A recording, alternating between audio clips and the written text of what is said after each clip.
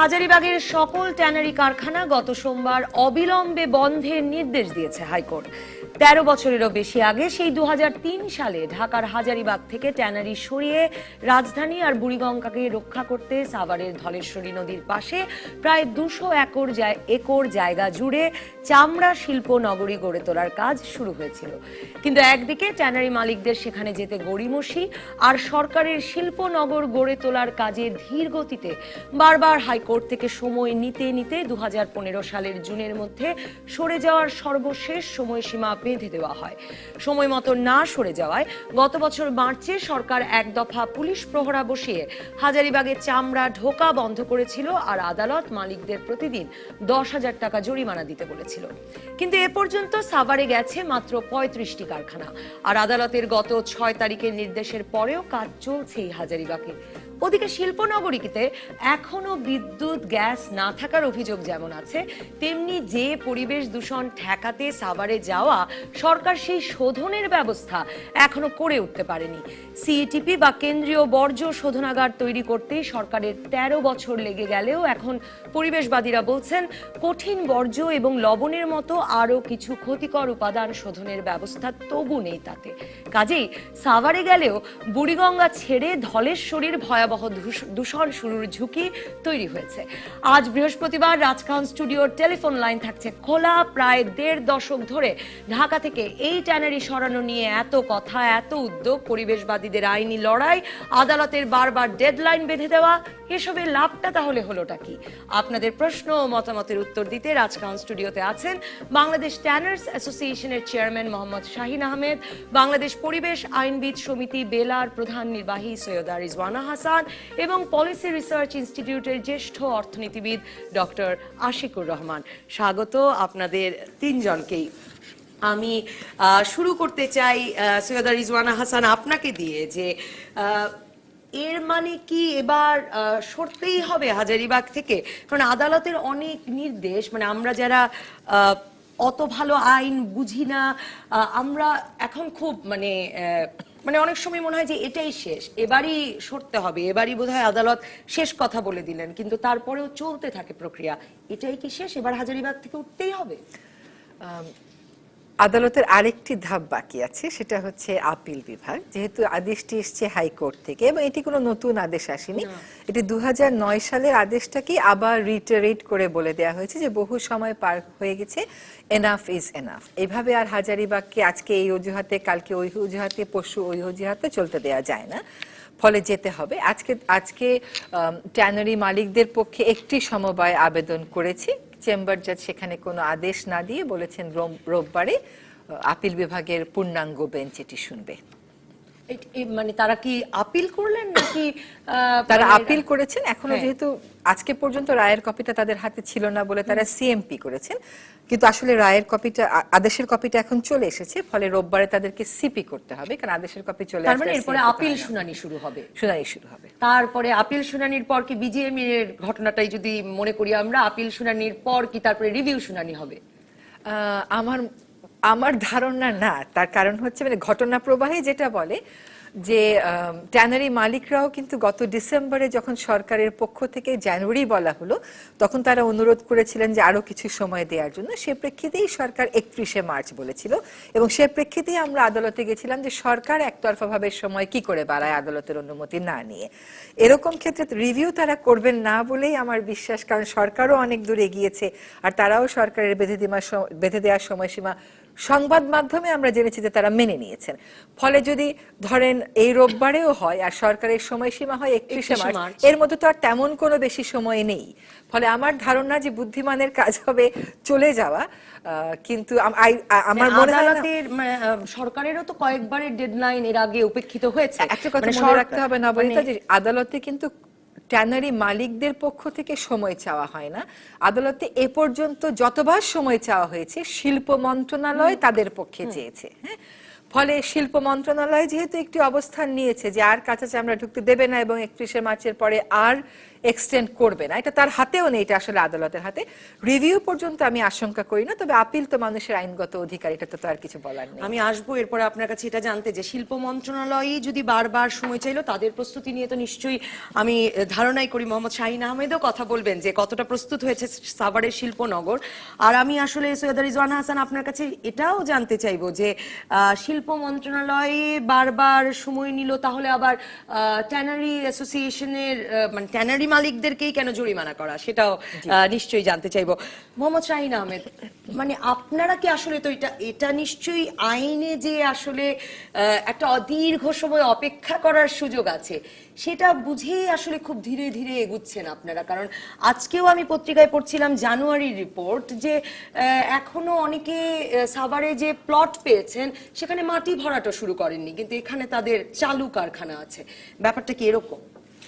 দেখুন, আসলে এটা ঠিক নয়। 1994 সালে বেলার জেনারেল সেক্রেটারি জনাব ডক্টর মহিউদ্দিন ফারুক একটা রিট করেছিলেন তা যে হাজারীবাগ থেকে ট্যানারিগুলো এখানে সরানোর জন্য, যার কারণে কিন্তু সরকার আপনার 2003 সালে আপনার ট্যানারি শিল্পনগরী সাভার আপনার যে এখানে আপনার ট্যানারি শিল্প করছে সেটা আপনার ভূমি অধিগ্রহণ করে। 1986 সালে কিন্তু সরকারের স্থানীয় সরকার মন্ত্রণালয় সবচেয়ে দূষণকারী শিল্প খাত হিসেবে লাল রেড এবং অরেঞ্জের মানে ক্যাটাগরিতে একটা আপনার চিহ্নিত করা হয়েছিল। এখানে 2003 সালে আমাদের সাথে সরকারের ট্রাইপেটে একটা এগ্রিমেন্ট হয়, যেখানে ওনারা আমাদেরকে 155টি ট্যানারি দিয়েছে এবং এটা ইমপ্লিমেন্টেশন করছে বিসিক। আমি যতটুকু মনে করি যে এখানে বিসিক ক্ষুদ্র এবং কুটির শিল্প আপনার তৈরি করেছে এই পর্যন্ত বাংলাদেশে, কিন্তু এত বড় শিল্প তাদের অভিজ্ঞতা ছিল না। 2003 সালে আপনার যে সময় আমাদেরকে 2007 সালে প্লট আমাদেরকে বুঝিয়ে দেওয়া হলো, সেখানে কিন্তু আপনার মনে করেন যে টেন্ডার প্রক্রিয়া হলো। টেন্ডার প্রক্রিয়া হওয়ার পরে যেখানে কম্পোনেন্টগুলো তৈরি হবে, যে water effluent treatment plant, chrome recovery plant, dumping yard সহ এই যে আনুষঙ্গিক প্ল্যানগুলো, এই কম্পোনেন্টগুলোর জন্য যে টেন্ডার হলো, সেখানে কিন্তু আন্তর্জাতিক দরপত্র হওয়ার পরে একটা কোম্পানি কিন্তু আপনার সেখানে অ্যাওয়ার্ড হলো, সেখানে কিন্তু মামলা হলো, হওয়ার পরে কিন্তু এটা ঝুলে গেল 10 সাল পর্যন্ত। এখানে আমরা কি কারণে যাব? আমরা যাব পরিবেশ দূষণ করি দেখে, আমরা বুড়িগঙ্গা দূষণ করি বলে আমরা কিন্তু এখান থেকে যাচ্ছি। এখানে আমরা কিন্তু সাভারের যে ভূমি, আমরা সেই ভূমির টাকা কিন্তু আমরা পরিশোধ করে দিয়েছি সরকারকে, বিসিককে, কিন্তু এই ভূমির মালিককে আদৌ আমরা এই ভূমির যে আমরা বারবার তাগিদ দেওয়ার পর আমাদের কোনো রেজিস্ট্রেশন করে দেওয়া হয়নি। আমরা কিন্তু ওইখানে 2000 কোটি টাকা বিনিয়োগ করে ফেলেছি। এইখানে যে আবার আমাদের সাথে যে সরকারের কয়েকবার কিন্তু এটা ডিপিপি সংশোধন হয়েছে, এটা কিন্তু দ্বিতীয় আপনার সংশোধিত প্রকল্প। এখানে কিন্তু আমাদের সাথে সরকারের আবার 2013 সালে আমাদের একটা ট্রাইপার্টি এগ্রিমেন্ট হয়, সেটা অক্টোবরে। এই হওয়ার পরে আপনার এটা 13 থেকে 16 পর্যন্ত আপনার নেওয়া হলো। দেখা গেছে যে 16 জুনের ভিতরে কিন্তু এই প্রজেক্ট শেষ হয়ে গেছে। আবার কিন্তু সরকারই ওই বিসিক কিন্তু আপনার সময় বর্ধিত করেছে, আবার 1 বছর আপনার এটা করেছে। এখন আপনার প্রশ্ন যে আমাদের ব্যর্থতা কোথায়? আপনার 1069 কোটি টাকার প্রজেক্ট, আপনার এখানে এডিবি কতটুকু বাস্তবায়ন হয়েছে? এই পর্যন্ত এডিবি বাস্তবায়ন হয়েছে 55%, তাহলে 45% কেন বাস্তবায়ন? হ্যাঁ, মানে পরিবেশ দূষণের প্রসঙ্গটি নিয়ে আমি কথা বলবো, যে মানে শোধনাগার যেটি তৈরির জন্য এত অপেক্ষা এবং বুড়িগঙ্গাকে রক্ষা করতে যাওয়া, সেটার কি অবস্থা? কিন্তু মানে এমনিতে শিল্প নগরী কতটুকু প্রস্তুত? আপনাদের প্রস্তুতি কতটুকু? আর বিদ্যুৎ সংযোগ, গ্যাস সংযোগ, সেগুলোর কি অবস্থা? দেখুন, এইখানে কিন্তু ট্যানারি মালিকরা 155টি প্লট পেয়েছে, সবাই কিন্তু এখানে কাজ ধরেছে। এখানে কোনো ট্যানারি কিন্তু আপনার কাজ বন্ধ করে রাখেনি। এখানে কিন্তু ছোট ট্যানারি আছে, 10,000 স্কোয়ার ফিটের ট্যানারি আছে, 3 লাখ স্কোয়ার ফিটের ট্যানারি আছে। এখানে কিন্তু যারা ছোট ট্যানারিগুলো তারা কিন্তু মোটামুটি এখানে প্রস্তুত হয়ে গেছে, প্রায় 45টি ট্যানারির মতো প্রোডাকশন শুরু করেছে ওয়েটগুলো। আমরা 3টা সেগমেন্টে এখানে আমরা প্রোডাকশন করি মূলত, যে একটা হলো গিয়ে কাঁচা থেকে ওয়েটগুলো থেকে ক্রাস্ট এবং ফিনিশড। এখন আমরা ওয়েটগুলোর ক্ষেত্রে কিন্তু আমাদের কিন্তু আসলে গ্যাসের প্রয়োজন হয় না, তো এখানে দেখা গেছে যে কিন্তু এই যে মানে ভবনগুলো আপনারা এখনো অনেকে তোলা শুরু করলেন না, মাটিও ভরা না না, করলেন এটা এটা তার এটা মানে ঠিক নয়, এটা ঠিক নয়। ভবন তৈরি হয়েছে ওখানে আপনার কয়জনের? এখানে প্রায় আপনার ইতিমধ্যে প্রায় 70 থেকে 80টি ভবন আর আপনার মাত্র 35 জন গেছে, 45 জন গেছেন। প্রোডাকশন শুরু তো তার করেছে। মানে এখানে চালু ফ্যাক্টরি আছে, ওখানে এখনো মানে ভবন তৈরি করেনি, তার মানে আপনারা তো একটা অপেক্ষা করছেন যে এখনো আইনি লড়াই বাকি, মানে আরো না না, সময় আইনি পাওয়া লড়াই যাবে। আইনি লড়াই বিষয় না, বিষয়টি হলো যে আমাদের এখানে ব্যবসা ওতপ্রোতভাবে জড়িত। এইটা আমাদের ইনহেরিটেড বিজনেস। এখানে কিন্তু আসলে কেউ এসে এখানে বিনিয়োগ করে আপনার ব্যবসা করতে পারবে না। আমরা মানে কয়েকটি জেনারেশন কিন্তু আমরা এই ব্যবসা করছি। সুতরাং আমরা মনে করি যে এখান থেকে যদি আমরা যেতে পারি আমাদের ব্যবসা কিন্তু আরো বুমিং হবে। এখানে আমাদের যাওয়ার গড়িমসির আর কোনো সুযোগ নেই। আগে হয়তোবা আমাদের আগের জেনারেশন হয়তোবা একটা চিন্তা ভাবনা ছিল যে হাজারিবাগ থেকে যতটুকু থাকা যায়, যেটা সত্যি কথা, কিন্তু সেই নতুন প্রজন্ম কিন্তু সেই ধ্যান ধারণা থেকে বের হয়ে গেছে। এবং আমরা যেখানে 2000 কোটি টাকা, হ্যাঁ অবশ্যই অবশ্যই। ডক্টর আশিকুর রহমান, কিন্তু এর তো একটা অর্থনৈতিক বাণিজ্যিক প্রতিক্রিয়াও আছে, মানে ধরুন 2003-এ যেতে হবে, 2016-তে যেতে হবে, 2006-তে যেতে হবে, নাকি 2027-এ যেতে হবে? এই অনিশ্চয়তাটা মধ্যে তো আসলে ব্যবসার বা বাণিজ্যেরও নিশ্চয়ই প্রসার হতে পারে না। না, ধন্যবাদ। প্রথমে আপনি একটু বুঝতে হবে, যদি আপনি একটু ওভারঅলটা দেখেন বাংলাদেশ একটু special scenario in the sense যে বাংলাদেশের ডেভেলপমেন্ট কনটেক্সটটা চিন্তা করতে হলে আমার পপুলেশন ডেন্সিটিটা চিন্তা করতে হবে। আপনি যদি 1 কোটি মানুষের উপরের দেশগুলি দেখেন, we are the most populated country in the world. তারপরে ক্লোজেস্ট ইজ সাউথ কোরিয়া। পার্থক্য হচ্ছে আমরা 1000% পার স্কোয়ার কিলোমিটার আর তারা 500। অর্থাৎ আমার মাটি এবং এনভায়রনমেন্টের উপরে আমার dependence of every individual is very high. তো আমার দেশে সেই তুলনায় যদি আমি এখন একটা রাস্তা করি, সেটার ইকোনমিক বেনিফিটটা যেমন অনেক বেশি, কারণ অনেক বেশি মানুষ সেই রাস্তাটা পাচ্ছে। আমি যখন একটা নদীকে পলিউট করি বা একটা নদী ভরাট করি, সেটার এনভায়রনমেন্টাল ইমপ্লিকেশনটাও অনেক হাই। তো আমার যেই ডেভেলপমেন্ট বা ডেমোগ্রাফিক বা এনভায়রনমেন্টাল কনটেক্সটে আমার যেই অর্থনীতির যাত্রাটা, সেটাকে কোনোভাবেই আনসাস্টেনেবল করার চিন্তাটা রাখা উচিত না। তো সেই জায়গায় মানে আপনি যদি বড় দাঁড়ে আমার থেকে জানতে চান, তাহলে এই বিজনেস অ্যাজ ইউজুয়াল যেটা চলছে এখন হাজারীবাগে, এটা চলতে পারে না। এটার দেশের মানুষের উপর একটা ইমপ্লিকেশন আছে এবং অফকোর্স সোসাইটি অ্যান্ড এনভায়রনমেন্টের উপর একটা ইমপ্লিকেশন আছে। বাট আপনি যদি অন্য দিকে দেখেন, পিওরলি কমার্শিয়াল ইন্টারেস্ট, যেটা উনিও বললেন যে তাদের জেনারেশন এটা ওইভাবে চিন্তা করেন, খুবই ইতিবাচক একটা কথা বলেছেন যে আসলে কিন্তু বর্তমান যে গ্লোবাল মিস ইনফরমেশনের যুগ, আপনি যদি দেখেন তাদের যে ব্র্যান্ড ইমেজটা হিট হবে আলটিমেটলি, তারা যদি এইখান থেকে না বের হতে পারে, এইটা একটা শর্ট রান বেনিফিট আর একটা লং রান কস্টের একটা ট্রেড অফ। তারা কোনটাকে, বা শর্ট রান কস্ট আর লং রান বেনিফিটের একটা ট্রেড অফ। কারণ হিউম্যান রাইটস ওয়াচ তাদের সেক্টরকে আইডেন্টিফাই করেছে অ্যাজ আ পোটেনশিয়াল মানে ড্রাইভার অফ এনভায়রনমেন্টাল ড্যামেজ। এই এবং তারাও বাংলাদেশ সরকারও করেছে এবং বিভিন্ন এনজিও তাদেরকে নেগেটিভলি পোর্ট্রে করছে। এখন তারা তো আলটিমেটলি একটা এক্সপোর্ট ড্রিভেন সেক্টর।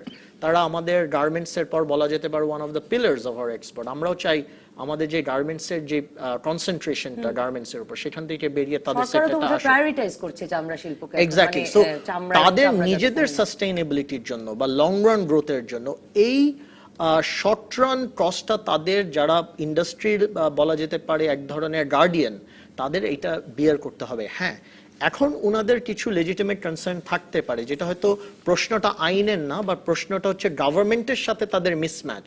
যেমন তিনি বললেন যে 70টা ফ্যাক্টরি দিয়েছে, সবাই গ্যাসের উপরে নির্ভরশীল না বা গ্যাস ওইখানে দেয়নি। আবার অনেকের কথা আছে যে তাদের যে কম্পেনসেশনটা অ্যালোকেট করেছে, যারা কমপ্লিটলি অপারেশনাল তাদের কতটুক কম্পেনসেশন, যারা 100% অপারেশনাল তারা পেয়েছে। এই অনেকগুলি অপারেশনাল প্রবলেমসগুলি আছে। এখন তারা যেহেতু ধারণ করছে যে এইখানে আমরা লং রান স্টে করতে পারবো না, গড়িমসি করার জায়গা না, তো হয়তো তাদের প্রোঅ্যাক্টিভলি কিছু শর্ট রান কস্ট বিয়ার করার মাইন্ডসেট আনতে হবে। কারণ দেখেন, যদি 35টার কোম্পানি অপারেশনাল হয়ে থাকে, আপনার কথা, উনার কথায় 45টা আমি আলাপ করছিলাম, আর 45টাই আমি ভুল বলেছি, 70টা কিছু কাজ শুরু হয়, তাহলে বলতে হবে যে 50% তো যাচ্ছেই না, রাইট? তো এই 50% তো 30 তারিখের পরেও যেতে পারবে না। একটা ছেলেই তো আপনি $1 বিলিয়ন এক্সপোর্টের একটা সেক্টরকে আপনি 50% তার ইঞ্জিনকে বন্ধ করে দিতে পারেন না। সো এই জায়গাগুলিতে আমাদের একটু প্র্যাকটিক্যালিটিটা চিন্তা করতে হবে। And I think doctor Ashikur Rahman, আমি আপনার কাছে আসবো এরপরে এটা জানতে যে ব্যবসা স্থানান্তরের উপায়টা কি আসলে ধরুন জনবসতি স্থানান্তরের উপায়ের চেয়ে আলাদা কিনা, মানে অর্থনৈতিক প্রক্রিয়াটিও তো পরিকল্পনা এবং বাস্তবায়নের দিক থেকে একদম আলাদা হবার কথা। একটা ব্যবসায়িক কেন্দ্র বা একটি মানে যেখানে কাজ হচ্ছে সেই রকম একটি জায়গা। আমি রিজওয়ানা হাসান, আপনারা মানে যেটা মানে পত্রপত্রিকার খবর, আমাদের কাছে খবর, সেটা বেশ হতাশাজনক সেদিক থেকে যে সাভারে আসলে যেই কেন্দ্রীয় বর্জ্য শোধনাগারের জন্য অনেক দিন ধরে অপেক্ষা, বারবার সময় নেওয়া, সিইটিপি, সেটি হওয়ার পরে এখন দেখা যাচ্ছে যে সেটি আসলে সকল ক্ষতিকর উপাদান শোধন করবার যোগ্যতা সম্পন্ন হয়নি, কারণ অনেকগুলো বিষয়ের তহবিল নাকি ছিল না। তাহলে আসলে লাভ কি হচ্ছে? এবং ডেইলি স্টার কয়েক দফায় রিপোর্ট করেছে, আপনি নিশ্চয়ই দেখেছেন, যে মানে লবণ, ক্রোম নামক একটি ক্ষতিকর উপাদান, সেগুলো এখন ধলেশ্বরীতে মিশবে। জি, এখানে কয়েকটি জিনিস বুঝে নেওয়া ভালো। একটা হচ্ছে সরকারের প্রস্তুতি নেই, আরেকটা হচ্ছে আমার প্রস্তুতি নেই। আর আমারটা আগে আসবে না সরকারেরটা আগে আসবে, এই তর্কটার এখন অনেক বেশি সময় পার করে আমরা শুরু করছি। এই যে সিইটিপি স্থানান্তরের প্রক্রিয়া, এটা সরকার আমার সাথেও কথা বলে করেনি, কোনো বিশাল অর্থনীতিবিদের সাথেও কথা বলে করেনি, কোনো উপস্থাপিকার সাথেও কথা বলে করেনি। এটা করেছে হাজারীবাগ থেকে ট্যানারি সরানো এবং পরিবেশ সম্মতভাবে ব্যবস্থাপনার জন্য গিয়েছিলাম, শুধু সরানোর জন্য না, দুটোর জন্যই গিয়েছিলাম। এটা কার সাথে আলাপ করে করেছে? এটা আলাপ করে করেছে হচ্ছে ট্যানারির যারা মালিক তাদের সাথে। তারা এই 2010 সাল থেকে নির্মাণ কাজ শুরু হয়েছে, আজকে আমরা 2017-তে পৌঁছেছি। এই কথাগুলো ওনারা বলা শুরু করেছেন আসলে 2016 সালের অক্টোবর মাস থেকে, যখন সরকার বলছিল যে আমার সর্বশেষ সীমা হচ্ছে ডিসেম্বর, এর পরে আর আমি যাব না। এখন কথা হচ্ছে, ধরে নিলাম আমি সিইটিপিটা আসলে পুরো সিইটিপিটা শেষ হয়েছে, ক্রোম মেশার কথা না, কারণ ক্রোম রিকভারি প্ল্যান্ট ওখানে আছে, তবে লবণ এখনো একটি কনসার্ন হয়ে আছে। আমাকে একটা কথা বলেন, সরকারকে কেন সমস্ত কিছু এনে দিতে হবে? লক্ষ লক্ষ কোটি কোটি টাকা নাকি আমাদের ট্যানারি মালিকেরা কামান, তো সরকারকে ক্রোমিয়ামও রিকভারি করে দিতে হবে, এফ্লুয়েন্টও ট্রিটমেন্ট প্ল্যান্ট করে দিতে হবে, এমনকি কঠিন বর্জ্য কোথায় ডাম্প করবেন সেটারও ব্যবস্থা সরকারকেই করতে হবে। কথা বলেন, তাহলে অন্যান্য সেক্টরের অন্যান্য শিল্প দোষ করলো কোথায়? It is a very bad precedent that the government has created. It's not a good precedent. Incentive দিতে পারতো। আপনি দেখেন আজকে আগামীকাল যদি আমি একটা ট্যানারি করি যশোরে, আমাকে দেবে সরকার এই সুবিধাটা? তাদেরকে দেয়া হয়েছে। তাদের কাছে কথা বললে আপনি শুনবেন 9,000 কোটি টাকা। যাক, সেই আক্রমণে যদি আমি নাও যাই, আমি বলবো দ্য সিইটিপি এখনো পর্যন্ত যেই পর্যায়ে রেডি, যদি উনারা এখন দুটো বিষয়, উনারা আরো হাজারীবাগে থাকবেন কেন? ধরে নিলাম সিইটিপি রেডি না, ধরলাম সিইটিপি আরো 2 বছর লাগবে রেডি হতে, তাহলে কি 2 বছর আরো হাজারীবাগে থাকবেন এবং নষ্ট হবে? আর যদি সিইটিপি রেডি না হয়, তাহলে 40টা গেল কেন? তাহলে 40টা যে গেল, এই দায়টা কে নেবে বলেন আমাকে? না না রিজওয়ানা হাসান, আমার উদ্বেগের বিষয়টা হচ্ছে যে একে সরকারের কেউ থাকলে আজকে পেলে খুব ভালো হতো, আমরা চেষ্টাও করেছিলাম, কিন্তু আমার একটি প্রশ্ন হচ্ছে গিয়ে যে বুড়িগঙ্গা, আপনি নিশ্চয়ই মানে আমরা সকলে চাই হাজারীবাগ মুক্ত হোক, এটা একটা দীর্ঘ সময় ধরে এই নিয়ে কথা হচ্ছে, কিন্তু হাজারীবাগ থেকে গিয়ে মানে বুড়িগঙ্গা থেকে গিয়ে ধলেশ্বরী দূষণ করা শুরু করলো। এত সহজ না হিসাব, না হিসাবটা এত সহজ না। কথা হচ্ছে ধলেশ্বরীর দায়টাকে সরকারের তো প্রথম থেকেই নিতে হবে, এবং ধলেশ্বরীর দায়টাকে ট্যানারি মালিকদেরও প্রথম থেকে নিতে হবে। তারা যদি জানতোই যে তারা ওখানে এখন গেলে ওই সিস্টেম এখনো প্রস্তুত না, তারা কেন 40টা গেল? কেন জনসমক্ষে বললো না? তারা কেন আদালতে আবেদন দিয়ে বললো না যে আমার এই জিনিস হয়নি, আমি যাব না? তারা কেন বারবার গ্যাস বিদ্যুৎ সংযোগের কথা বলছেন? ওনাদের তো গ্যাস বিদ্যুৎ সংযোগের ব্যাপারটাই ইম্পর্টেন্ট, ওনাদের জন্য শোধনাগারে কি আসে যায়? আপনি আবার মামলা করবেন, মামলা করার পরে 16-17 বছর লাগবে, আবার ওখান থেকে গ্যাস বিদ্যুতের কথাটা ঠিক ওভাবে সঠিক না, কারণ গ্যাসের সংযোগের ক্ষেত্রে সরকার বলছে যে আমি হাজারীবাগেও তোমাদেরকে টানবো, আবার আমি সাভারেও টানবো, দুটো পারবো না, তোমাদেরকে আমি সাভারে দেবো হাজারীবাগের মতন করে। আরেকটা কথা খেয়াল করেন, ওনারা বলছেন সবচেয়ে দূষণকারী প্রক্রিয়াটা হচ্ছে ওয়েট ব্লু, চামড়া ভিজিয়ে যেটা করা হয়, সেটা চলে গেছে। ফোন করেছেন, আমরা একটু ফোনটা নিতে চাই। দর্শক, আপনার নাম বলে প্রশ্ন করুন বা মতামত দিন।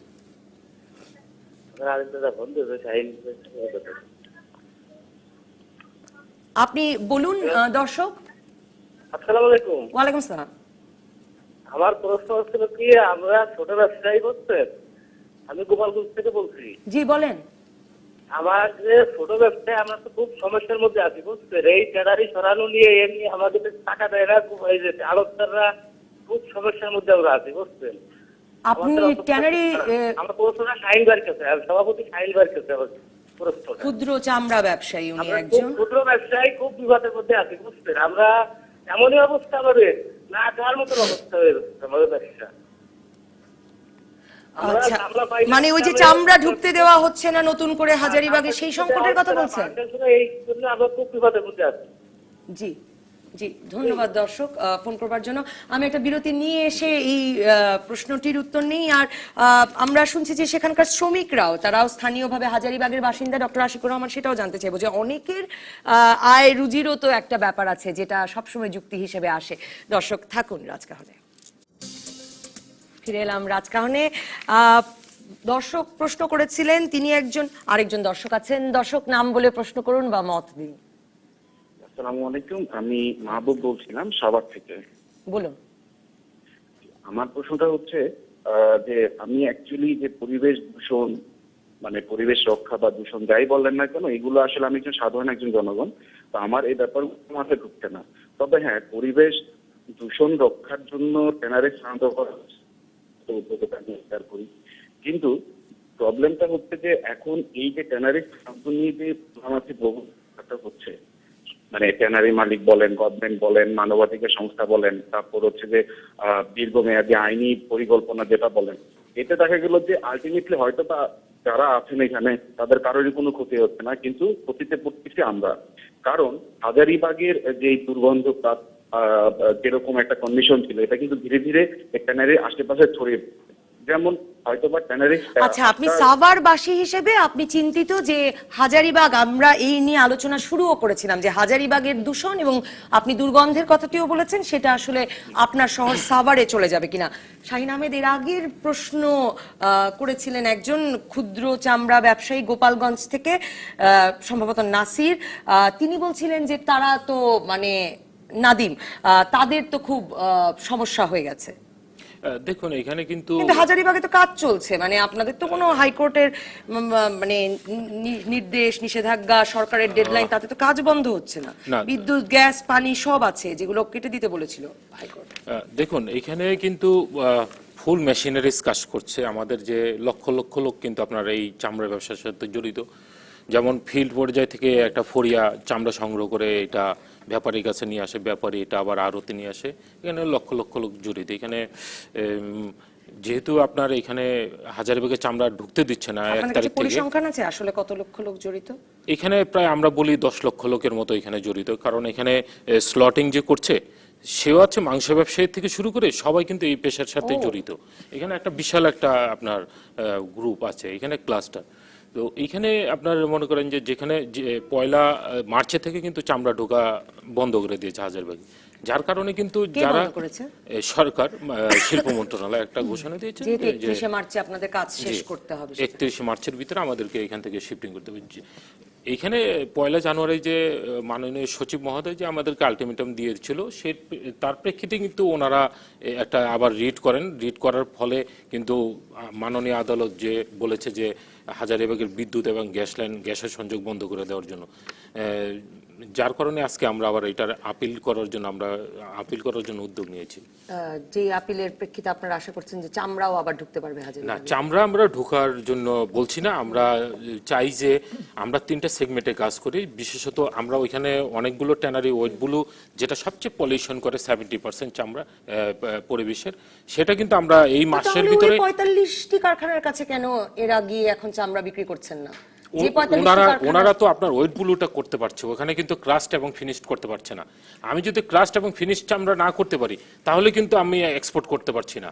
আমি এখানে যদি চামড়া ব্যবসায়ীতে এখন গিয়ে সৈয়দা রিজওয়ানা হাসান, মানে ক্ষুদ্র চামড়া ব্যবসায়ী কি চামড়া গিয়ে এখন সাভারে বিক্রি করতে পারছেন না? ভাই, এই ক্ষুদ্র নিশ্চয়ই তার জন্য একটা সমস্যা, কারণ তিনি যেভাবে বিক্রি করছিলেন একটা প্রথম দিকে তো একটা ধাক্কা আছেই।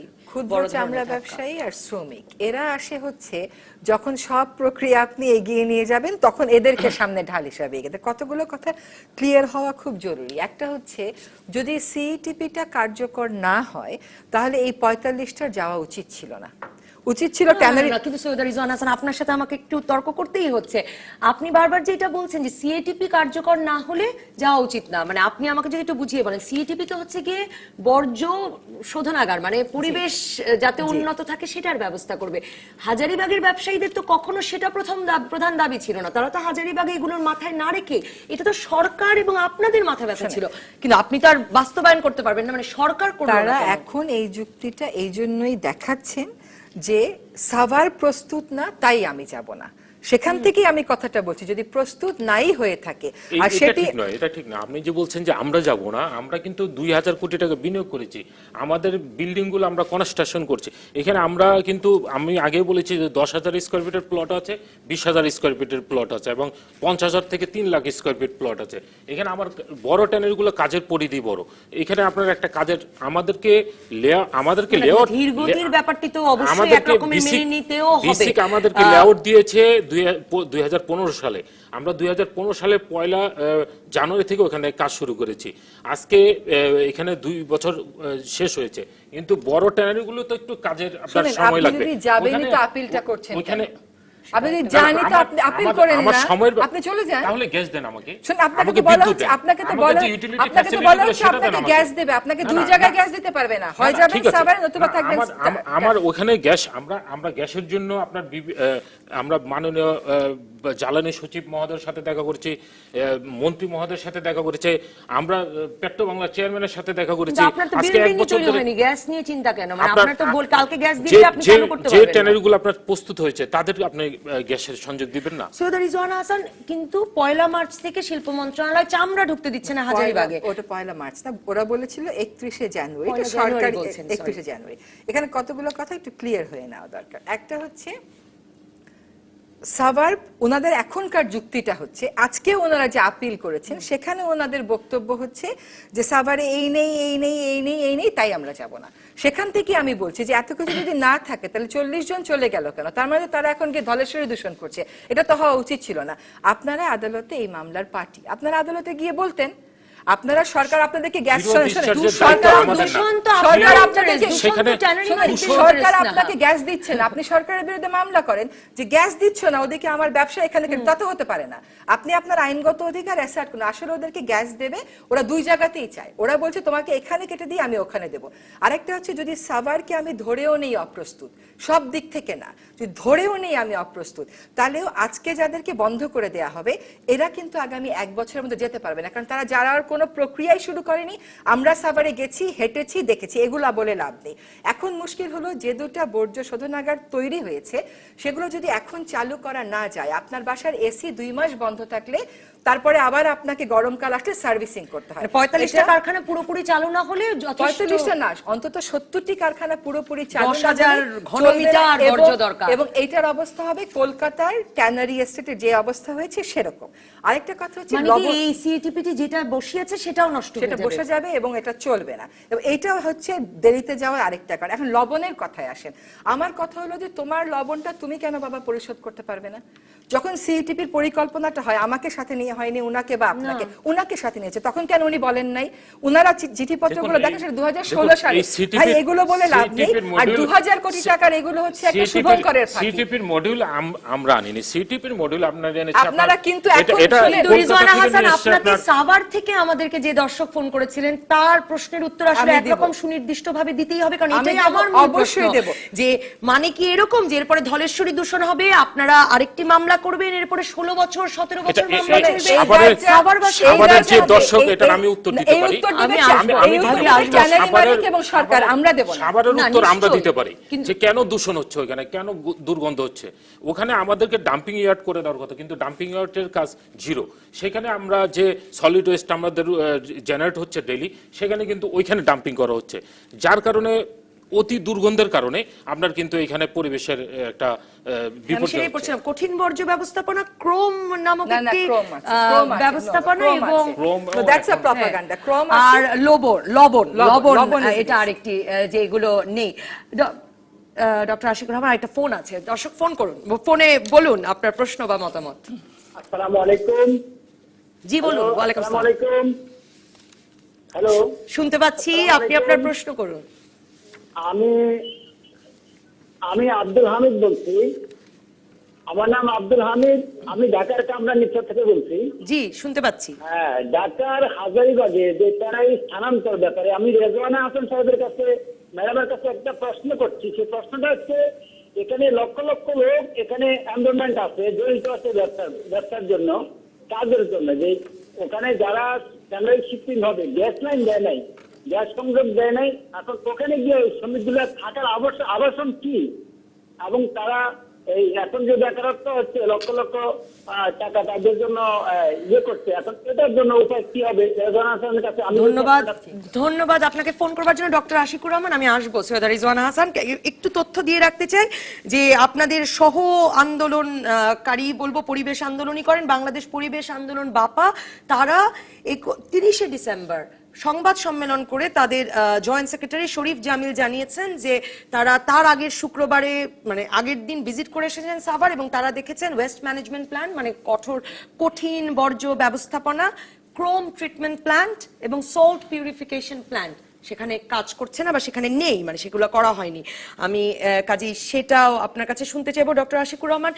যে কথাটি আসলে ক্ষুদ্র চামড়া ব্যবসায়ী বলছেন, মোহাম্মদ শাহিন আহমেদ বলছেন, বাংলাদেশ ট্যানার্স অ্যাসোসিয়েশনের চেয়ারম্যান আছেন আমাদের সাথে, এবং এই ভদ্রলোক বললেন যে শ্রমিকদের আবাসনের কি ব্যবস্থা, এটিও আরেকটি দিক। অর্থনৈতিক একটি কেন্দ্র স্থানান্তরের সময় এই বিষয়গুলো তো মাথায় রাখবার কথা ছিল। দেখেন, আমি completely outsider to this debates. আমি নিটি গ্রিটি ডিটেইলস, আজ কোন আইন, কোন মামলা, কোন ধারায় করা হয়েছে, I don't know all this. But আমি যদি বড় লেন্সে বলি, প্রত্যেকটা পলিসি কিছু উইনার সৃষ্টি করে, কিছু লুজার্স সৃষ্টি করে। গভর্নমেন্টের দায়িত্ব হচ্ছে এটার সোশ্যাল ওয়েলফেয়ারটা কতটুকু এনহ্যান্সড হবে ওইটার উপরে একটা জাজমেন্ট করার। অফকোর্স লুজার্স হবে। আপনি একটা ব্রিজ বানাতে গেলে, একটা রাস্তা বানাতে গেলে, কারো বাড়ির উপর দিয়ে রাস্তাটা যায়, কারোর জমির উপর দিয়ে রাস্তাটা যায়। এটা একটা উন্নয়নের একটা ফান্ডামেন্টাল ক্যারেক্টার, যে কোনো না কোনো লুজার ক্রিয়েট হবে। এই সিদ্ধান্তটা কিন্তু একটা জায়গায় কিন্তু আপনি দেখেন, ট্যানারি অ্যাসোসিয়েশনও বলছে না কিন্তু যে ট্যানারি সরানোটা হাজারীবাগ থেকে ইরেশনাল বা ইটস নট জাস্ট বা ইটস নট লজিক্যাল। মানে ইন প্রিন্সিপাল সবাই কিন্তু এই জায়গাটায় একমত। এটা কিন্তু একটা অ্যাচিভমেন্ট ইন দ্য সেন্স, আমি যদি বড় লেন্সে দেখি, যে সবাই প্রিন্সিপালি এগ্রিড। এখন কিছু প্রশ্ন থাকতে পারে যে উনি বলতে পারে, আমি একটু জাস্ট অ্যাড করে নিই, অফকোর্স কিছু ডিলে ট্যাকটিক্স আছে। অনেকে হয়তো রেটরিক্যালি প্রিন্সিপালের সাথে একমত, যে রেটরিক্যালি বলছে যে আমরাও রাজি রিমুভ করতে, but internally they are not, because তাদের বর্তমানে শর্ট রান কস্ট বিয়ার করতে হচ্ছে, তারা লং রান বেনিফিটটা নিয়ে চিন্তা করছে না। সো এইখানে যে আমি আউটসাইডার হিসেবে নিকেশগুলো করে তো আসলে এগুলোর কথা যারা ব্যবসাটা করে তাদের এবং সরকার, মানে এটাই তো মূল দুই পক্ষ। দেখেন, এইখানে অনেক কিছুই আছে যেটা ইরেশনালি ডিটারমাইন্ড হয়। আমাদের দেশে একটা রানা প্লাজা ধস হওয়ার পরে আমরা কমপ্লায়েন্স নিয়ে চিন্তিত হয়েছি, কিন্তু আমরা হয়তো এই শিক্ষাটাও নিতে পারি এখান থেকে, যে অনেক আমাদের তো শহরের মধ্যে সৈয়দা রিজওয়ানা হাসানরা তো এটা নিয়ে অনেক দিন ধরে, শহরের ভেতরে তো অনেক ব্যবসায়িক কেন্দ্রই আছে, আরেকজন ক্ষতিগ্রস্ত পক্ষ আমি ধারণা করছি, আমাকে কানে বলা হচ্ছে হাজারীবাগ থেকে একজন ফোন করেছেন। আপনি আপনার নাম বলে প্রশ্ন করুন। জি, আসসালামু আলাইকুম। ওয়ালাইকুম সালাম। আমার নাম সাইফুল ইসলাম। সাইফুল ইসলাম বলুন। জি, আমি হাজারীবাগ কাজ করি। এখন আমাদের কোম্পানি তো এখনো জানতে পায় না, তো সেক্ষেত্রে আমাদের কি হবে? আমরা চেষ্টা বাড়ছি আমাদের কোম্পানির ব্যবসা, সেক্ষেত্রে আমরা কি করব? আমাদের কি অবস্থা হবে? মানে আপনাদের কারখানা এখন পর্যন্ত কোনো প্লট পায়নি সেখানে? না, এখনো প্লটই পায় নাই। মানে প্লটের বরাদ্দ পায়নি। আর আপনাদের কি কখনো মালিকের সাথে, এটা আমার ব্যক্তিগত কৌতূহল থেকে জিজ্ঞেস করছি, মালিকের সাথে কোনো কথা হয়েছে যে যখন প্লট পাবেন, যখন তারা যাবেন তখন আপনারা যাবেন কিনা, বা এই বিষয়গুলো কথা হয়েছে? ওরকম মালিকের সাথে কিছু না। মালিক বলতে আমরা জায়গা না পাই, তোমাদের তোমরা কি করবে সেটা তোমাদের ব্যাপার, আমি তো তোমাদের কি চালাবো, যতদিন হাজারীবাগে চলে ততদিন চালাবো। অসংখ্য ধন্যবাদ সাইফুল ইসলাম ফোন করবার জন্য। ডক্টর আশিকুর রহমান, একটা ওনার কনসার্নটা কিন্তু সবার মতে। দেখেন, আপনি ওপিএম চাষ বন্ধ করলেও কিন্তু একটা এনভায়রনমেন্টাল লেবার ইমপ্লিকেশন, এমপ্লয়মেন্ট ইমপ্লিকেশনই হবে। বিষয়টা কিন্তু আপনার একটু বড়ভাবে দেখতে হবে। আপনি ফার্স্ট কিন্তু সরকার, আমি হয়তো একটু সরকারে এখানে যে কমন ইনফ্রাস্ট্রাকচার দেওয়ার যে ইনিশিয়েটিভটা নিয়েছে, আমি মনে করি এটা পজিটিভ। সরকার ওনাদের থেকে পরে অ্যাডিশনাল ট্যাক্স দিয়ে, বাট অনেক সময় হয় যে একটা 150 মানুষের যখন একটা কমন ইনফ্রাস্ট্রাকচার করতে হয়, অনেক ডিলে ট্যাকটিকের কারণে হয়তো হতো না এটা, রাইট? সো এখানে আমি মনে করি সরকার একটা ইতিবাচক। এখন ডিলে ট্যাকটিক প্লাস গভর্নমেন্টের কিছু অর্গানের ইনএফিসিয়েন্সি, এইটার কারণে অনেকে যাচ্ছে না বা যাওয়ার একটা না যাওয়ার একটা অজুহাত দেখাচ্ছে। এই ইস্যুটা অনেকটা ওরকম হয়ে গেছে। আপনার অনেকে বিদেশি বন্ধুরা থাকে না যে দেশে এত সমস্যা, দেশে এখন ফেরত যেতে পারবো না, রাইট? সো উত্তরটা এরকম, দেশে তুমি কি সুইজারল্যান্ড হলে ফেরত আসবা, অর্থনৈতিক দিক থেকে বলি ডক্টর আশিকুর রহমান, সেটাও তো একটা অদ্ভুত ব্যাপার যে একটি আমরা একটা বিরতির পর ফিরে যে এই খাতের ধরুন উনাদের সঙ্গে আসলে জড়িত কতজন, উনি একটি সংখ্যা বলছেন, রিজওয়ানা হাসান বলছেন যে এই সংখ্যা আসলে ঠিক কিনা, উনারা বলছেন উনাদের ব্যবসার স্কেল এত, রিজওয়ানা হাসান বলছেন এই সংখ্যা ঠিক কিনা, এবং আমি আসলে বলতে পারছি না কারণ আসলে কোনো একটা নলেজ গ্যাপ তো আছে, তথ্য নেই, মানে আমার কাছে না আসলে কোনো কংক্রিট তথ্য নেই, মানে রাষ্ট্রের করা বা সরকারের করা কাজে একটা নলেজ গ্যাপের মধ্য দিয়ে এত বড় স্থানান্তরের ঘটনাটি ঘটছে। দর্শক থাকুন, রাজকাহনে ফোন করুন। ফিরে এলাম রাজকাহনে, সৈয়দা রিজওয়ানা হাসান। আমি সাভারের সেই ব্যক্তির প্রশ্ন, এবং আমিও আপনাকে কয়েকবারই প্রশ্ন করেছিলাম যে পরিবেশ আন্দোলন বাপা তারাই বলেছেন 31শে ডিসেম্বর 30শে ডিসেম্বর যে তারা আগের দিন ঘুরে এসেছেন, দেখেছেন ক্রোম প্ল্যান্ট নেই, সল্ট পিউরিফিকেশন প্ল্যান্ট নেই, কঠিন বর্জ্য ব্যবস্থাপনাও নেই এই সিইটিপিতে। জি, কঠিন বর্জ্য ব্যবস্থায় সরকারের প্রকল্প আমার ডিফেন্ড করার দরকার নেই, কারণ আমি সরকারের পক্ষ না। সরকার মানে আপনাকে তাহলে উদ্বিগ্ন করে কিনা সাভারবাসীর মতো বা আমার মতো যে সাভারে গিয়ে এখন আপনি প্রশ্নটা করলে আমাকে উত্তরটা শেষ করতে দিবেন, তাহলে আমার জন্য সুবিধা হয়। সাভারে আপনি দেখবেন আমরা গত ফেব্রুয়ারি মাসেও গিয়েছি, গণশুনানি করেছি, ওনাদের লোকেরাও ছিলেন, ওখানকার এমপিও ছিলেন। সাভারবাসীর সবচেয়ে বড় সমস্যা হচ্ছে, তাদের অভিযোগ হচ্ছে রাতে গোপন পাইপ দিয়ে ধলেশ্বরীতে পানি ছেড়ে দেওয়া হয়। তার মানে এখানে মনিটরিং এর প্রবলেম।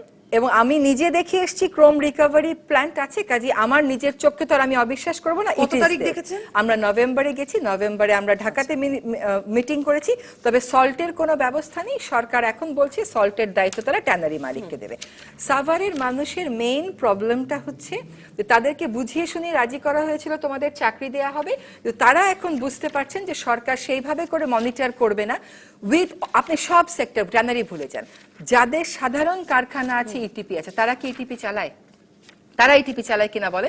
সেই একই ঘটনা যদি এখানে ঘটে তাহলে সর্বশ্রেষ্ঠ সিইটিপি দিয়েও আপনার কোনো লাভ হবে না। হ্যাঁ, সাভারবাসীদের প্রথম সমস্যাটা হলো যে আমাদের এখানে গন্ধে আমরা টিকতে পারছি না, আর সরকারের বক্তব্য হলো সলিড ওয়েস্ট ম্যানেজমেন্টের আমাদের জায়গা আছে কিন্তু ফ্যাসিলিটি আমরা ডেভেলপ করতে পারিনি। এখন এখানে খেয়াল করেন, এটা হচ্ছে ট্যানারি মালিক এবং সরকার মিলে করেছে, এটা আমরা করিনি। এখন কথা হচ্ছে সরকার বলতেছে লিকুইডটা না দিলে আমার সিইটিপি নষ্ট, ওনারা বলতেছে সলিডটা ট্রিট না করতে পারলে আমরা যাব না। তাহলে এখন আমাদের সমস্যা হচ্ছে সাভারেও আমরা মরতেছি, হাজারিবাগে আমরা বলছি। আমার সৈয়দা রিজওয়ানা হাসান আপনার কাছে প্রশ্ন সেটাই যে হাজারিবাগ থেকে বুড়িগঙ্গা বাঁচালেন আপনি, ধলেশ্বরী বাঁচলো না, সেটা তাহলে যদি ধলেশ্বরীর ওদের একটা মনিটরিং প্ল্যান আছে, সরকারের বলা আছে ওই চীনা কোম্পানি প্রতি মাসে টেস্ট করবে, করে রিপোর্ট দেবে, ওটা ডিপার্টমেন্ট অফ এনভায়রনমেন্টে যাবে, বুয়েটে যাবে। এগুলো যদি না করে তাহলে তো কোনোটাই কোনো সমাধান না নবনীতা, সেটা তাদেরকে করতে আবার বাধ্য করতে হবে। সেটা খুব দীর্ঘ সংগ্রাম হবে বলে আমি মনে করি না। আমি মনে করি যে সাভারবাসী প্রথম থেকে যেহেতু সচেতন, এবং তাদের একটা ছোট্ট বাচ্চা পর্যন্ত বলেছে যে আমি স্কুলে যেতে পারি না কারণ গন্ধ হয়, এই দায় কি খালি সরকারের? এই দায় ওনাদের না? ওনারা যে বলেন কমপ্লিট হয় না, এদিকে যায় না, তো আর্ধেক গেলেন না, এদিকেও আমাকে মারবেন ওদিকেও আমাকে মারবেন, তা তো হতে পারে না। সো ওনাদেরকে দায়িত্ব নিয়ে এদিকে আগাতে হবে, এবং ওনারা এই দোষ খোঁজাখুঁজি করে আর ডিলে করতে পারবে না। যদি সাভার প্রস্তুত না হয় তাহলে সাভারেও বন্ধ রাখেন, হাজারিবাগ প্রস্তুত না হয় হাজারিবাগেও বন্ধ রাখেন। তাহলে কি আপনি শিল্প শেষ করবেন? না, কেন শেষ করবেন? এই দায়িত্বগুলো নিতে বলছেন না, মানে সরকারকে বলছেন যে তারা করে দেবেন, মানে না, এটা তো সরকার ইমপ্লিমেন্ট করছেন, আপনার বিসিক করছেন, সেটা এটা তো যদি সরকার- আমাদেরকে দিয়ে দিত, শোনো, সেটা জনগণের আমরা এর আগেই আমরা এই 17 বছর আপনার সরকারের দায়িত্বের মধ্যে পড়ে না। এটা আপনার তাহলে আমাদেরকে দিয়ে দিত এই প্রজেক্টটা। আপনার নেননি কেন? আপনার নেননি কেন সেটা এটা তো ওই বলেন। সময় সরকার তো সরকার শত শত বলেছিল কোটি যে আপনার নেননি আমরা কেন? থেকে করে দিলাম। আপনারা যৌথভাবে যদি এটা আমরা বাস্তবায়নে আমাদেরকে ছিলেন। দিয়ে দিত তাহলে আর আমরা কথায় যৌথভাবে শোনেন, কথায় কথায় শিল্প ধ্বংস হয় না। আপনারা যেভাবে শিল্প না, না, চালিয়েছেন, শিল্প অনেক আগেই ধ্বংস হয়ে যাওয়ার কথা আপনারা বলছেন ছিল। যে ডাটা ইন্ডাস্ট্রি, আপনার ডাটা ইন্ডাস্ট্রি বলে কি আপনার জার্মান এই ট্যানারি বন্ধ করে দিয়েছে? আরে না, না, কোথায় জার্মানি জার্মানি কিভাবে কিভাবে চলে? মানে কিন্তু- হাজারিবাগের মতো করে না, কি না, জার্মান হাজারিবাগ- ট্যানারি চলে? কোথায় জার্মানি আর কোথায় না, আপনি? আপনি- আপনি কার সাথে কার না, এখন না, তুলনা আপনার- করছেন বলেন? আপনার শিল্পের দায়িত্ব আপনার, এটা দায়িত্ব আমার না। এটা এক দায়িত্ব সময়- আমার হচ্ছে বুড়িগঙ্গা, আমার হচ্ছে ধলেশ্বরী, আপনার শিল্প আমি অন করব না, আপনি আমার বুড়িগঙ্গা ধলেশ্বরী নষ্ট করবেন না। আর আপনি দরকার হলে সরকারের সাথে দর কষাকষি করেন ভাই, তাতে অসুবিধা, আপনি আমাদেরকে সাথে নেন যে সরকার এটা করে দেয়নি আপা, এটা আমাদের পক্ষে বলেন, বলবো, আপনারা সাথে বলেননি ভাই। সরকারকে আপনারা কেন আপনার একটা ডিসিশন দিলেন, আপনার বলতো আমার কেন গ্যাস সংযোগ দেওয়া হয় না, আমাকে কেন? আপনাকে তো বলা হচ্ছে যে আপনাকে এই হাজারিবাগ সিইটিপি বিষয়ে আপনাদের সরকারের সঙ্গে কি কথা হয়েছে যে আমাদেরকে দূষণের কারণেই আপনারা সরাচ্ছেন, কিন্তু দূষণ রোধ যথেষ্ট হচ্ছে না, এই বিষয়ে আপনাদের সরকারের সঙ্গে কোনো কথা হয়েছে? দেখুন, চাইনিজ কন্ট্রাক্টর এটা কাজ করছে।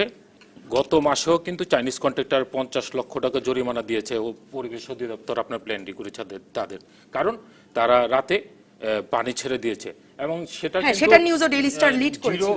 ডিসচার্জের যে কথা হয়েছে সেটা কিন্তু তারা কনফার্ম করেনি, সেই কারণে কিন্তু তাদেরকে পেনাল্টি দেওয়া হয়েছে। এখন চাইনিজ কন্ট্রাক্টরদের গাফিলতি এবং এইসবের কারণে এখন সব কিছু কিন্তু ট্যানারি মালিকদের উপরে চাপিয়ে দেওয়া হয়েছে। এখন আমাদের ডিপেন্ড করার সুযোগ ছিল না, আপনারা কোর্টে গিয়েছেন, কোর্টকে বলেছেন এবং মন্ত্রণালয়ের যে লয়ার ছিল, লয়ার বলেছেন যে আমাদের মডেল 2টা রেডি এবং আমাদের সবকিছু ইনফ্রাস্ট্রাকচার রেডি, কিন্তু ট্যানারি মালিকরা যেতে চায় না। কিন্তু ওইখানে আমরা আমাদের বক্তব্য পেশ করতে পারিনি। এই তর্কগুলো আসলে পশ্চিমে একটা দীর্ঘ সময় ধরে হয়েছে, এখনো চলছে, আমাদের হয়তো নতুন করে শুরু হয়েছে যে পরিবেশ না বাণিজ্য, নগর না বাণিজ্য, কিন্তু এবং বাণিজ্য করতে হলে আসলে দায়িত্ব নিয়ে করতে হবে কিনা। বারবার সৈয়দা রিজওয়ানা হাসান ট্যানারি মালিকদেরকে যে দোষী করছিলেন, এখন তো আসলে এটা মোটামুটি সারা বিশ্বে নিশ্চিত হয়ে গেছে যে আপনাকে আসলে দায়িত্ব নিতে হবে আপনার। আমি এইটুকু বলবো, আমি ওই কনক্লুশনটার সাথে একমত না যে সাভারেও দূষণ হচ্ছে, এখানে দুইটা একসাথে বন্ধ করে দেন না। আমার একটা $1 বিলিয়ন আমার $1 বিলিয়ন একটা এক্সপোর্ট মার্কেট দাঁড়িয়েছে, আমার এটার পোটেনশিয়াল আছে $5 বিলিয়ন। আমার কিছু প্র্যাগম্যাটিক জায়গায় দাঁড়াতে হবে। অফকোর্স আমি ওভারঅল হাজারিবাগ থেকে ট্যানারি সরানোর পক্ষে। আমি দেখছি এখানে অ্যাজ অ্যান আউটসাইডার, যেটা আমি যতটুকু মিডিয়া ফলো করে বা ওনাদের কথা থেকে বুঝেছি, এখানে কিছু ডিলে ট্যাকটিক্স অবশ্যই আছে, যেটা শর্ট রান কস্টকে প্রায়োরিটাইজ করেছে। আমি যারা ট্যানারির মালিক তাদেরকে অনুরোধ করব যে আপনারা লং রান বেনিফিটটাকে প্রায়োরিটাইজ করেন, যেহেতু আপনি যদি এই সেক্টরের কমপ্লায়েন্সটা না আনতে পারেন, আলটিমেটলি যে $5 বিলিয়ন এক্সপোর্ট পোটেনশিয়াল, এটা আপনি ইন্টারনালাইজ বা আপনি নিতে পারবেন না, এনজয় করতে পারবেন না ফিউচারে। আপনি শর্ট রান কস্টটা দিচ্ছেন। আমি আরেকটা পয়েন্ট বলি, গভর্নমেন্টেরও কিছু প্রবলেমস আছে। এই প্রবলেমসটা কতটুকু প্রাইভেট সেক্টর দ্বারা তৈরি হয়েছে বা কতটুকু তাদের ইনএফিশিয়েন্সির জন্য হয়েছে, এখন আমার কাছে অ্যাজ অ্যান আউটসাইডার মনে হচ্ছে না 31 মার্চের মধ্যে আমরা কোনো ম্যাজিক সলিউশন দেখব। সৈয়দা রিজওয়ানা হাসান, একটা দীর্ঘ সময় আপনারা লড়াই করেছেন, এজন্যই বারবার আপনাকে এই প্রশ্নটি করা। আপনি দেখেছেন কিনা যে ডেইলি স্টার 5 তারিখ একটি এডিটোরিয়ালও লিখেছে যে কি কি কম্পোনেন্ট এই সিএটিপিতে নেই, এবং তারা সেখানে লিখছে যে দুঃখের ব্যাপার হচ্ছে যে এত বছর লড়াইয়ের পর এখন বুড়িগঙ্গা থেকে সেটা গিয়ে ধলেশ্বরীতে পড়ছে, এবং only this time we can not pin the blame on the industry. এবং তারা বলছে যে আমরা জানি না যে how long this game will continue, কারণ এরকম একটা ছোট্ট এনভায়রনমেন্টাল প্রবলেম সামলাতে আমাদের এই অবস্থা হলে ক্লাইমেট চেঞ্জের কোনো বড় এফেক্ট পড়লে কি হবে, আপনাকে উদ্বিগ্ন করে কিনা? এবং আপনি বারবার যে বলছেন যে সেটা সরকার এবং ট্যানারি মালিকের সমস্যা, আপনারা আমাদের পরিবেশ বোঝালেন, পরিবেশ নিয়ে আন্দোলন করলেন, হাজারিবাগ থেকে যে অন্য জায়গায় সরাতে হবে বললেন, এই সাভারবাসীর উদ্বেগও তো আপনাকেও শুনতে হবে। শুনেন, আমি প্রথম সাভারে গিয়ে গণশুনানিটা করেছি এবং সেখানে ট্যানারি মালিকদেরকে ডেকে বলেছি যে ভাই আপনারাও একটু শুনে যান লোকজনের অভিযোগ কি, কারণ হাজারিবাগে পার পেয়ে গেছেন, ক্রমাগত করেছেন একটা দুটো করে, এখানে প্রথমে এসে একবারে শুরু করবেন, এখানে কিন্তু বিষয়টা এখনো শুরু হয়নি, যখন শুরু হবে আপনারা কিন্তু এটা কোনোভাবে এসকেপ করতে পারবেন না। আমার দুটো কথা এখানে স্পষ্ট করে বলার দরকার। একটা হচ্ছে, না আমাকে বলতে দিতে হবে তো আমার সময় যে পরিবেশ না বাণিজ্য দুটোই একসাথে চলতে পারে, এটা কোনো বিরোধ নেই, কিন্তু সকলকে এই প্রশ্ন আপনার কাছে স্যার, আমি ওটাই জিজ্ঞেস করছিলাম যে আপনার কাছে যে আপনি সাভার নিয়েও একই রকম উদ্বিগ্ন বোধ করছেন, আমি গণশুনানি করব কেন, অবশ্যই, এবং এটা একটা কন্টিনিউইং ম্যান্ডামাস, আমি সাভারবাসীর আবেদন নিয়েও আদালতে যাব প্রয়োজনে। জি, অসংখ্য ধন্যবাদ সৈয়দা রিজওয়ানা হাসান, ধন্যবাদ মোহাম্মদ শাহিন আহমেদ, ডক্টর আশিকুর রহমান, ধন্যবাদ দর্শক আপনাদের যারা সঙ্গে ছিলেন। রাজকাহনের পরবর্তী পর্বেও আমরা আলোচনা করব নগর রক্ষা না বাণিজ্য, এই বিষয়ে আলোচনায় থাকবেন রাজধানী উন্নয়ন কর্তৃপক্ষ রাজুকের সাবেক চেয়ারম্যান মোহাম্মদ নুরুল হুদা, বাংলাদেশ পরিবেশ আন্দোলন বাপার যুগ্ম সম্পাদক স্থপতি ইকবাল হাবিব এবং বিজিএমই এর সাবেক সহ সভাপতি মোহাম্মদ শহীদুল্লাহ আজিম। সঙ্গে থাকবেন আপনিও, ফোন করুন, ফোন লাইন থাকবে খোলা।